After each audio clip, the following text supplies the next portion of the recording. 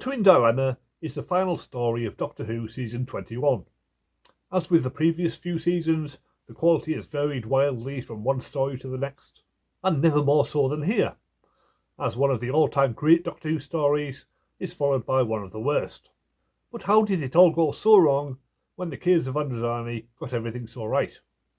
The most obvious answer comes with the characterisation of the Sixth Doctor. His personality dominates the story, for better or worse.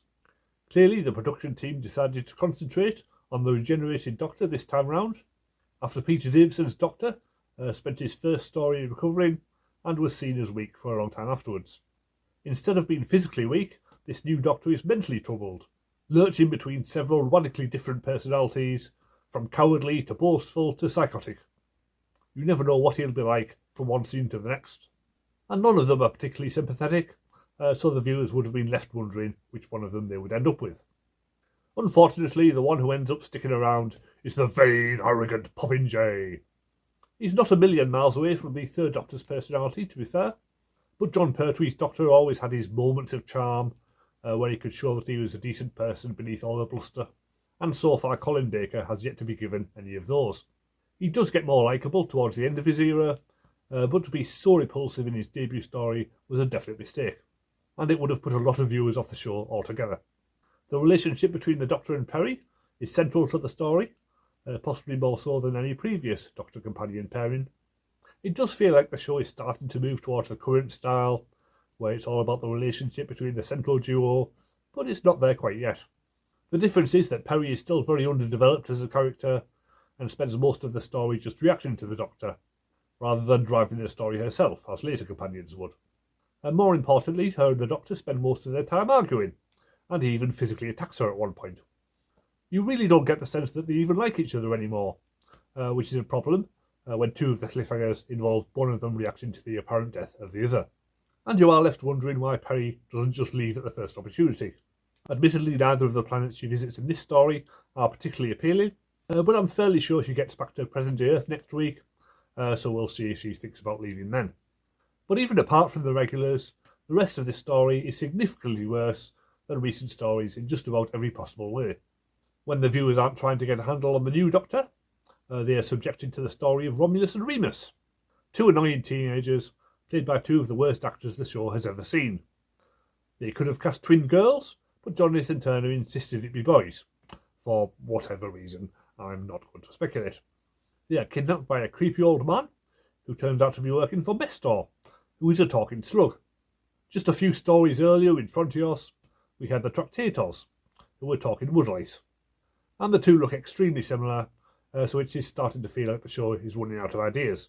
They're also running out of money, as Mestor is the only gastropod around, single-handedly controlling the entire planet of Giconta with his psychic powers. Such a powerful character really needs a strong screen presence to work, but the costume is hideously ugly, and the actor's voice is distorted so much his performance is rather lost, which all goes to make him one of the least impressive villains the show has ever had. The Doctor and Peri meet Hugo Lang, who has been sent by the Space Police to rescue the twins. He's played by Kevin McNally, who's been in everything from I, Claudius to The Crown. This is not one of his best roles. He's basically just a trigger-happy cop who tries to shoot first and ask questions later. And his costume is possibly even worse than the Doctor's, which is famously the worst costume that any Doctor has ever had. It does fit his personality, but it doesn't make the show any easier to watch.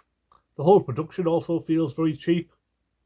There is a big space battle in the first episode, but it all happens entirely off-screen. There are a few location scenes set on two different planets, but they both look like the same barren quarry. One of them has a few leafless trees dotted about, but that's about it. And the ending is highly unsatisfying, as Mestor possesses Asmael's body, only for Asmael to then kill both of them, while the Doctor does absolutely nothing, other than kill Mestor's empty body. If the Doctor had solved the problem in some clever way, it would have done a lot to reassure the audience that it's still the same character they know and love. But no such luck. His final speech, telling the audience that they're stuck with him whether they like it or not, is a moment of immense hubris, and possibly the beginning of the end for the entire show. The DVD has nearly an hour of extras, none of which are really about the making of this story. There is a commentary track, but I'm not watching it again. The Starman is an interview with Sid Sutton about the new opening titles. There's a feature where Colin Baker and Amy Lamé look at all of the Doctor's costumes and give their comments, as well as Colin's feelings about his own costume. Stripped for Action is a look at the 6th Doctor comics, which is still out of print, so hopefully they will be republished soon, along with the 5th Doctor comics. There's a breakfast time interview with Colin Baker in full costume at 6:30 in the morning, and Nicola Bryant's there as well.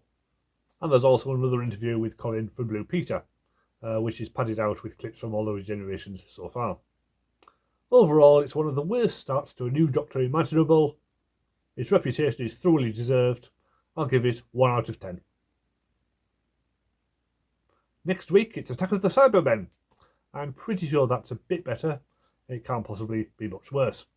So press subscribe if you want to see me talk about that, and I'll see you next time.